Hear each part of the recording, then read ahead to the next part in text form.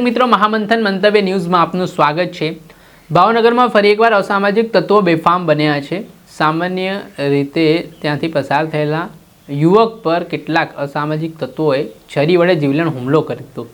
આ ઘટનામાં ઇજાગ્રસ્ત થનાર યુવક છે તેને પણ કારણ સમજાવ્યું નહીં કે કયા કારણોસર આ હુમલાનો બનાવ સામે આવ્યો છે। આ યુવાન ભાવનગરની સરટી હોસ્પિટલમાં સારવાર હેઠળ હોવાની વાત સામે આવી રહી છે। આ બનાવ છે તે ભાવનગરના પ્રભુદાસ તળાવ પાસે બન્યો હોવાની વિગત સામે આવી રહી છે, જ્યાં જૂના બંબા નજીકથી જે આ યુવક છે તે પસાર થઈ રહ્યા હતા। આ દરમિયાન 3 જેટલા શખ્સો છે તે યુવકને આંતરે છે અને ત્યારબાદ તેના પર તીક્ષ્ણ હથિયાર વડે જીવલેણ હુમલો કરે છે।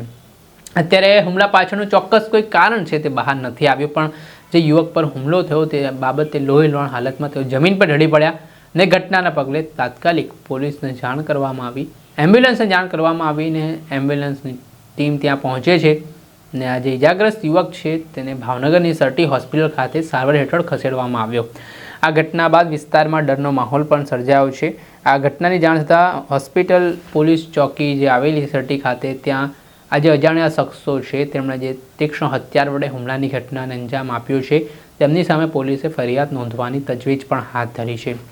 જોકે આ મામલાને લઈને આજે 3 શખ્સો છે આ હુમલાની ઘટનાને અંજામ આપ્યા બાદ ફરાર થઈ ચૂક્યા હોય તે પ્રકારની માહિતી સામે આવી રહી છે, પણ આ જે હુમલા પાછળના કારણ શું છે, શું અદાવત હતી તે બાબતમાં તે દિશામાં પણ પોલીસ દ્વારા તપાસ કરવામાં આવી રહી છે અને આ જે 3 અજાણ્યા શખ્સો છે તેમની સામે પોલીસે ગુનો પણ દાખલ કરી દીધો છે।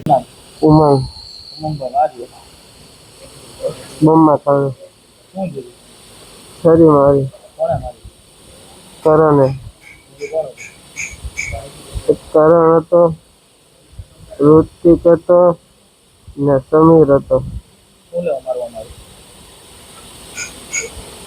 ખબર નહીં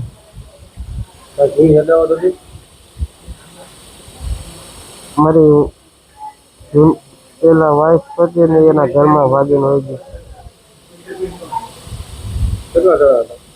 3 જણા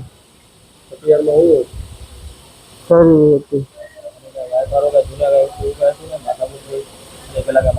એની પેલા કાંઈ માથાકૂટ નથી। જે રીતે છેલ્લા થોડાક સમયથી ભાવનગરમાં કાયદો અને વ્યવસ્થાની સ્થિતિ કેટલાક ગુંડા તત્વો, અસામાજિક તત્વો કથળી રહ્યા છે। સામાન્ય જનતા ઉપર આવી રીતે હિચકારો હુમલો કરીને તેમને ભોગ બનાવી રહ્યા છે।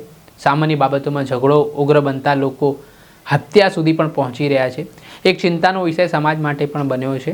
ત્યારે ભાવનગરના એસપી નીતિશ પાંડે દ્વારા પણ અવારનવાર વિસ્તારમાં કડક કાર્યવાહી કરવામાં આવે છે।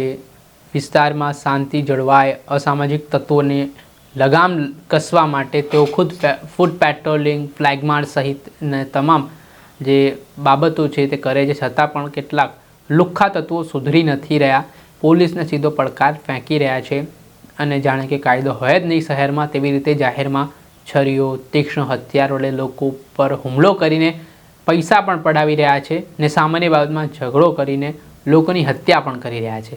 જોવાનું રહ્યું કે આગામી સમયમાં કઈ રીતે ભાવનગર પોલીસ આવા લુખ્ખા તત્વોની શાન ઠેકાણે લાવે છે અને કઈ રીતે શાંતિ જાળવે છે શહેરમાં, તે આવનારા સમયમાં ખબર પડશે। દર્શક મિત્રો, આ અહેવાલ દર્શાવી રહ્યા છે ભાવનગરથી અમારા સંવાદદાતા ફિરોઝ મલિક। આવા જ વિડીયો જોવા માટે, આવી ક્રાઇમ સ્ટોરી જોવા માટે મહામંથન મંતવ્ય ન્યૂઝ જોતા રહો, લાઇક કરો અને વધુમાં વધુ શેર।